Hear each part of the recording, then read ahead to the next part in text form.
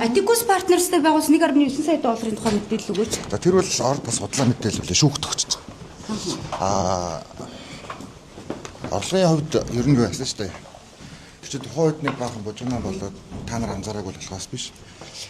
Чуулган дээр би автораад өгчөөч гэж хүсэл гаргасан.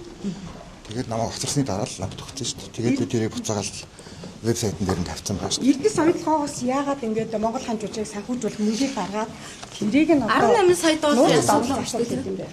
Тэр худлаа. Тэр үйл шал худлаа мэдээ. худлаа баримт гэсэн. Тий, нэг өөрөлд шүүхт өгөөд шүүхээс тогтоогдоод уучлалт гуйж байна. Засгийн газрын 2021 оны 11 сарын 10-ны тогтоолт байсан л та. Тэгэл ийшээ явах. За. Тэгэхээр нийт 18 сая 20 сая долларыг шилжүүлэхээр бол 18-ын зарцуулцаа гэж ойлгосон. Энэ Аль нь нэ? Эрдэнэс оюу толгой компани данс руу Рио Тинтогоос орсон 20 сая долларын 18 сая зарцуулсан гэж Нанаас ч мал ташаа мэдээлэл. нийт 11 гэрээ байгаа гэдэг. Энийг одоо Эрдэнэс оюу толгойн захирал болоод улсын хурлын гишүүн их баяр мэдээлсэн л та. Тийм энхүүрийг шүүхт өгч байгаа. Нэг өөрөлдөл тэр ойдлоготой холбоотой бол бүр огт 100% ташаа мэдээлэлээ. Тийм учраас шүүхт өгч байна. Алдагдaltaй энэ харбины гэрэг та өөрөө шалгах төр хороод юм яагаад өөрөө Тэр харбины гэрээг шалгах төр хороо байгуулах гэж ухаан удагтай холбоотой төр. Гэхдээ энэ харбины гэрэг юм шалгах төр хороо байгуулахын боломжийг юу та яагаад ингэж дундаас нь хатсан бэ? Тэр хаагүй шүү дээ. Би 7 сард наадмын ардл гар үсэг зурж гисэн шүү дээ. Мэдээгээ шүүгээд үзсэн. Автог гэрээтэй холбоотой бүх нууцд авсан энэ асуудал та өөрөө шалгах гэсэн үг. Автогтой холбоотой би угаасаа л энэ асуудлуудыг гаргаж ирж ил болоод шалгаал явуулсан ч та бүхэн мэднэ. Нэг компанид ингээд давуу байдал болгосон асуудлыг худалдаа авах гэрэг нууцад авч байгаа хийж байгаа нөгөө хууль зөрчсөн асуудал юм шүү. Тухайн үед одоо оюутлын 2.3 тэрбум долларыг тэглүүлсэн шүү дээ бид нар тийм. Тэрнтэй холбоотой зөвлөх үйлчлэгээний хэд хэдэн компанид авсан. Тэрийг бол оюутлын компанийн өөрсдөө шийдсэн. Тэр нь зарим нь мэдээж нууцтай холбоотой, зарим нь ил янз бүрийн л гэрээ байгаа өөрсдөө. Таны 50% эзэмшдэг Hero Entertainment-ийн нэг Монгол хаан жүжигийг олон улсад тавьсан энэ зардлын их усүр нь хаанаас юм? Монгол хаан чинь одоо олон улсын жүжиг бүгдээрээ одоо Лондон дээр тоглож байгааг нь мэднэ шүү дээ. Hero ч одоо намайг улс төр дорхоос хамаагүй өмнө л байгуулагдсан жүжиг олон хүмүүс оролцсон байгаа. Төрөөс нэг төрний санхүүжилт байхгүй нь ойлгомжтой шүү дээ. Яг хөө тэр Атикусын тайлан дээр Тэр чинь юу яасан бэлээ? Би тэр тайланг авч үзсэн. Монгол хаан тухайн үед одоо тоглогдож байх үед бүгдээрээ л одоо Монгол хаан чинь гоё боллоо гэж манайх нэг шуурдаг шүү дээ. Тим нэг постерыг нь аваад хэлсэн юм биш өөр юу ч байхгүй. Тэгээд энийг арай бас ингэж энэ Атикусын гэрэн дээр номын сайд Википедиаг хөгжүүлж өгсөн гэсэн тайлан байж ирсэн. Энэ ямар ч юм. Тэгээд тэр Монгол хаантай холбоотой ямар нэгэн зүйл бол санхүүгийн хувьд огт байхгүй. Тэгээд хэд хэдэн байгууллагууд шүүхт өгч байгаа юм лээ. Тэгээд шүүх тэр чинь 30 хоногийн дотор их хэмжлэг гаргадаг лөө тий. Тэгээд шүүхэр шийдэж байгаа. За дотор төлөвчдийн мөнгийг та үр дүнтэй зарцуулсан гэж үзэж байна өөрийгөө. За мэдээж одоо хүн бүхэн л өөрийнхөө тасгалж байгаа цаг хугацааг өөр өөрөөр дүгнэ шүү дээ. За юутэйч намайг тасгалж авах хугацаанд Монгол улсын одоо дотоодын нийт бүтээгдэхүүн жил бүхэн одоо $1000 агсан. За энийг бас ингээд давтах хэрэгтэй тоонууд гацсан байсан бүх төслүүд явсан. Тийм ээ гашуун сухад ганц мод.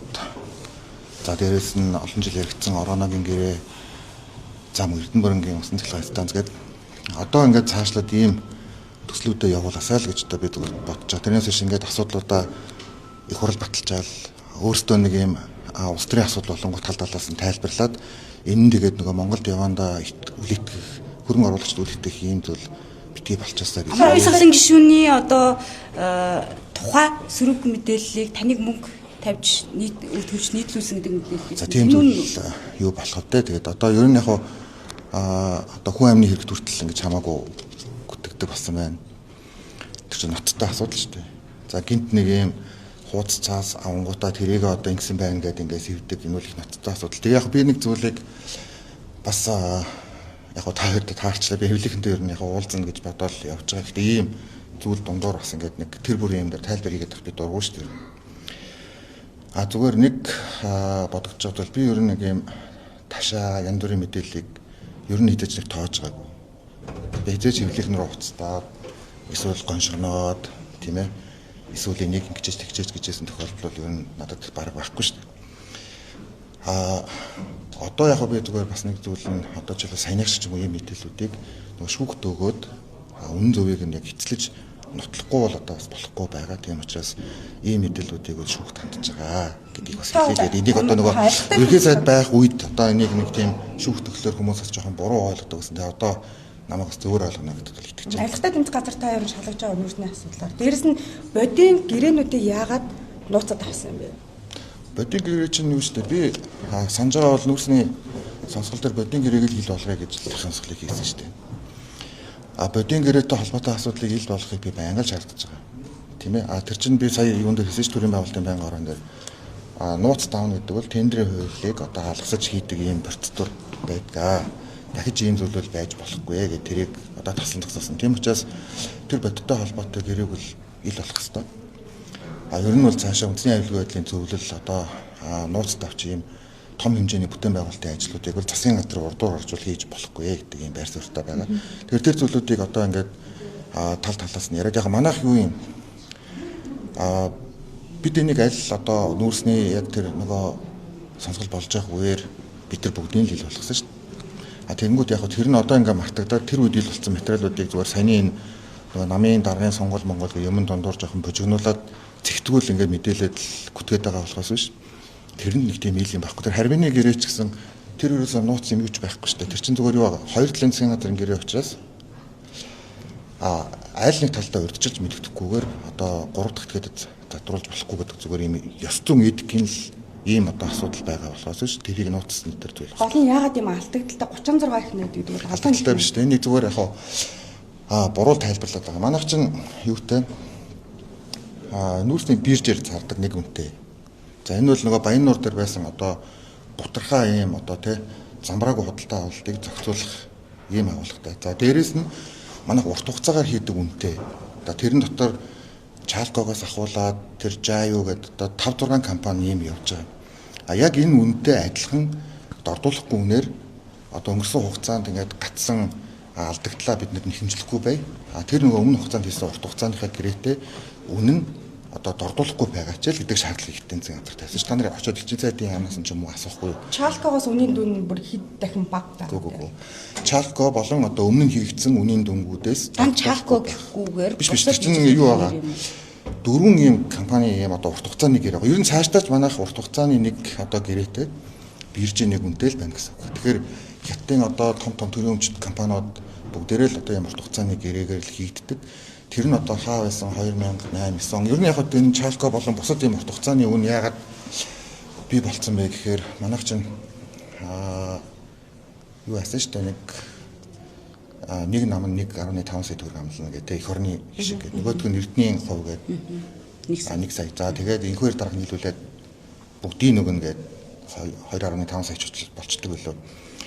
Тэгээд тэрийг авахын тулд одоо энэ нөгөө China Energy-тэй аавна гэж бод.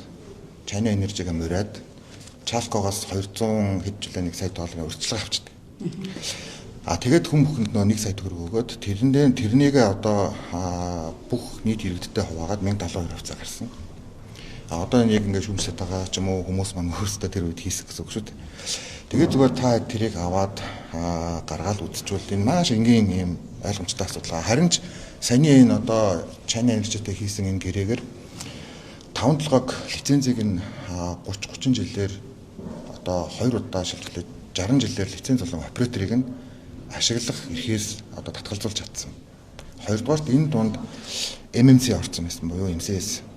MCS-ийг гаргаад 2 улсын засгийн газрын гэрээ болгож чадсан. Ийм л 2 өөрчлөлт болсон. Бусд нь урт хугацааны гэрээтэй яг адилхан.